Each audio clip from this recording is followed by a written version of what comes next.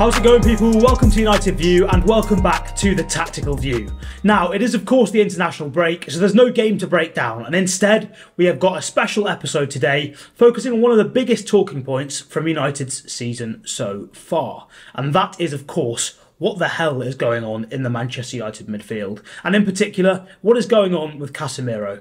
He was one of United's best players by a long way last season, but all of a sudden now he looks out of his depth, unable to retain the ball, and more worryingly than ever, the one thing he was exceptional at, better than almost anybody else in his position in the world, the out-of-possession side of the game, the defensive side of the game, it's just vaporised, it's completely disappeared, and I don't think anybody seems to have any idea where it's gone, how he can sort of lose his, looks like he's lost his legs, but he's also lost some decision-making capability up here, and it looks like all of a sudden he's gone from a player that you could plausibly see has won 5 Champions League titles and been utterly brilliant for Real Madrid for a long time, and now he's playing like pick any random player from that Louis van Gaal era where he's just chucking debuts out to any academy player over the age of 17 at the time. You know, the likes of Donald Love, Paddy McNair, Tyler Blackett. So how has this all happened in the space of one summer? Now, the first question we've got to answer is there actually a problem, firstly, of course, and secondly, to sort of help us answer that, what exactly is it that's demanded of a deep-lying midfielder within Erik ten Hag's team, and how was Casemiro plugging that gap last season, but maybe not so much in the current season? So, I think the first port of call here is analysing the differences between United's team last season versus this season, and to start with that on this, what we've got is a couple of stats here. So, I think pretty clearly last season, it was obvious to most that after those first 2 games against Brighton and Brentford, after those first 2 games, Erik ten Hag massively changed the way that the team was playing, and he's gone from a really, well, what he wanted to be a really proactive, high-pressing, high-energy style of football, all of a sudden to a much more pragmatic, much more vertical, long ball, maybe even transition-based approach at times as well. Now, this season, obviously, Ten Hag has realised he can't just keep doing that forever, because at some point the fans are going to start asking questions like, well, hang on, we've brought in this manager to change the way of playing, to get us playing a proactive, forward-thinking, aggressive brand of football, to try to dominate games more often, but all of a sudden, instead of seeing that, we're actually just seeing the same random nonsense we've been seeing for the past 10 years. So I think based on that, Ten Hag's had to change things and try to move a little bit closer towards his philosophy and a little bit similar to the way he played at Ajax. But obviously with the players at his disposal, there will still be a heavy transitional element to it, because that suits the likes of Marcus Rashford, Rasmus Højlund and Bruno Fernandes the best out of any style. But it's those changes that have happened between last season and this season that seem to have caused potential issues for United in midfield, and those are affecting why United can't seem to defend anywhere near as well as we could previously. And in particular, the defensive line height is one thing that has changed quite a bit. Now, with the recruitment of Andre Onana, I think that was something that was always looking to be changed very early doors. Obviously, Onana's form has been pretty terrible so far, let's be honest.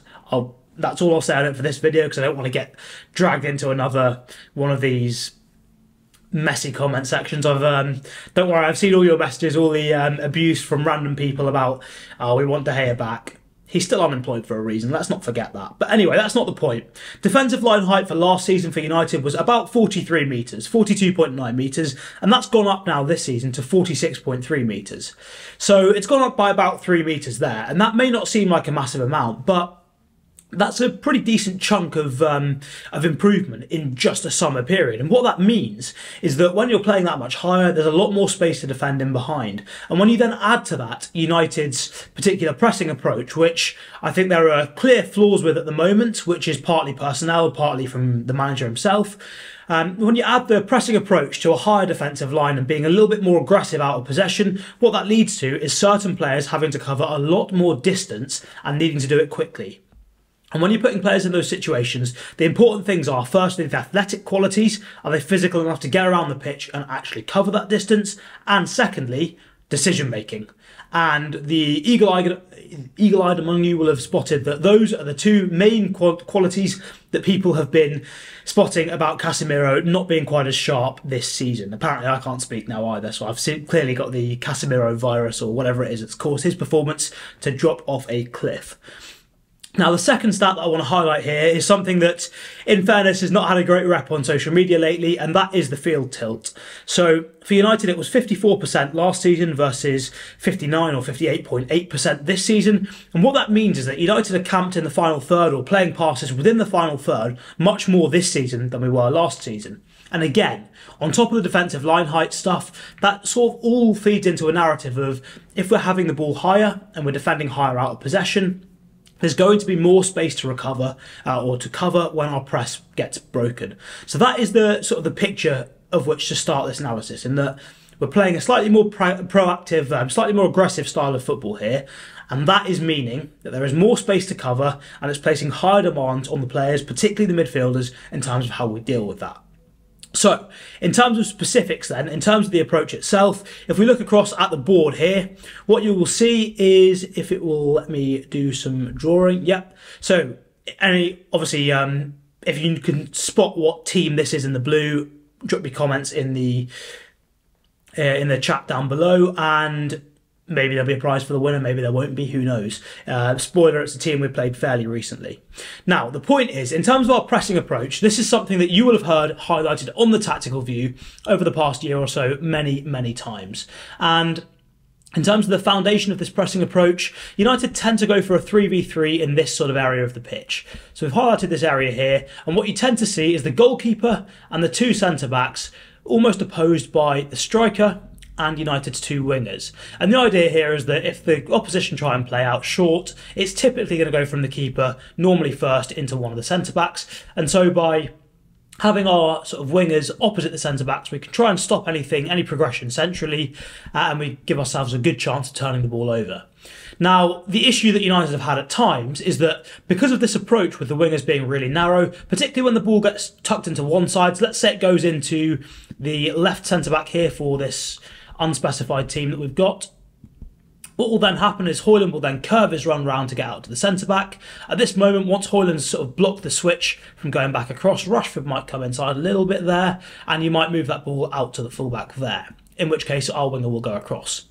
Now, what's happened a few times recently is teams get more and more comfortable with playing the ball in their own penalty area. What typically tends to happen is they might, instead of playing that pass out to the fullback there from the centre-back, they might just go back to the keeper. And that gives United a difficult problem, because if the opposition split the centre-backs wide enough, like this, that gap there is too big for the player to get out to the keeper straight away, and the keeper normally has the capability to ping that ball out to the fullback the other side. And this is where the problem starts to appear. So behind this sort of 3v3 that we've set up at the start, against the goalkeeper and the two centre-halves, in midfield what we tend to see from United is going man for man. So let's say Bruno's on their deepest one, and Casemiro and Mason Mount, for example, are on the other two midfield players. Now, what this means is they're all locked into that battle in that 1v1, and as soon as any of them decides to leave their man and try and maybe cover this sort of space here, it's very easy then potentially for the opposition to play back into midfield, which we can't really afford to let happen. Now, what this sometimes results in is the opposition being able to dribble, carry the ball down the pitch with their fullback basically unchallenged. And the reason for that is our defence here, back here, is basically also locked into 1v1 battles. Now, sometimes you see one of the centre-backs pushing up into midfield if there's a different midfield structure to deal with. But other times what you tend to see is the opposite fullback locked in a battle with their winger. You'll see one of the centre-backs covering the striker there, and you see the winger on the near side is basically pinning our fullback. So Reguilon in this position is pinned. Now, in some teams, the way that they will deal with this problem is they'll push on the fullback to the opposition fullback. The rest of the defence shifts round. And the reason Ten Hag doesn't want to do that for United is that he doesn't trust his centre-backs to defend these big channels here, because the likes of Harry Maguire, even Lisandro Martinez this season, hasn't been the greatest in defending these sorts of areas, these big spaces here. And if you expose your centre-backs to those situations against good Premier League strikers, you are likely to have problems. So what that means is that United end up in this position where there's nobody really to deal with this wide player here. And when the likes of Marcus Rashford, for example, isn't always the most intense in terms of sprinting back to help out, there is a problem, because at some point, Casemiro is going to have to jump, he's going to have to make that decision that, right, I'm now going to go across and deal with that instead. Which means then the other midfield players have got to drop back, cover in, and Antony's sort of relatively tactical aware on the far side of when he should tuck in and support the midfield and when he just needs to stay in hold his sort of area of the pitch and deal with the fullback. But the problem is Antony's been missing for a large part of the season. So you're building up this picture of some particular problems in our pressing structure that lead to a lot of our players having a lot of ground to cover and a lot of quick decisions to make about whether they go and jump and fill somebody else's space or they stick with their individual man-to-man assignment. And obviously for Casemiro, as that focal point, as that pivot, particularly if the opposition are building with sort of two midfielders fairly deep, that will mean that Bruno and Mount push really high. That then means that Casemiro is the only one in this large area of the pitch and he's got to cover the entire width of the pitch by himself. So that's the tactical problem that Manchester United have put Casemiro under, and that is why he's struggling a little bit this season with the demands of the game. Now, it's not just the tactical problem. I think there's also been a noticeable decline in Casemiro's performance himself. And to sort of mark that out, what we've got here is a few stats. So, comparing the 22-23 season with this current season so far, what we can see is in terms of the number of tackles and interceptions Casemiro is making per 90 minutes, that was 5.2 last season versus 3.6 this season. So obviously that's a pretty significant drop-off in terms of the amount of defensive work Casemiro is actually getting through. And the key bit there for me, I think, is that he's getting through less work in terms of actual tackles and interceptions, which means he's not getting there to the ball to actually affect it quickly enough. And obviously with the big spaces, once our press has been bypassed, that is a big problem because half the team have basically been taken out of the game straight away by our aggressive pressing structure. So if the defensive midfielder isn't able to cover enough ground to get to the ball quickly enough and put their foot in, that is a potentially big problem. Now, the second problem is even more specific, and it's with dealing with dribblers. And this is something that, as we've said here, when United end up with an opposition fullback rampaging down the length of the pitch, potentially at some point they find a pass back in field if Casemiro's had to leave his man. And this man maybe in here is then running at the heart of the United defence.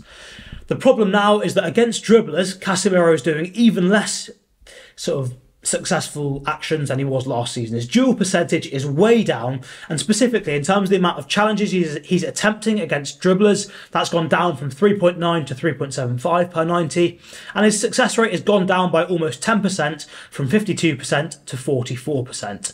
And the problem there is that his success rate has gone down. He's not doing the out-of-possession stuff as well as he was doing it before.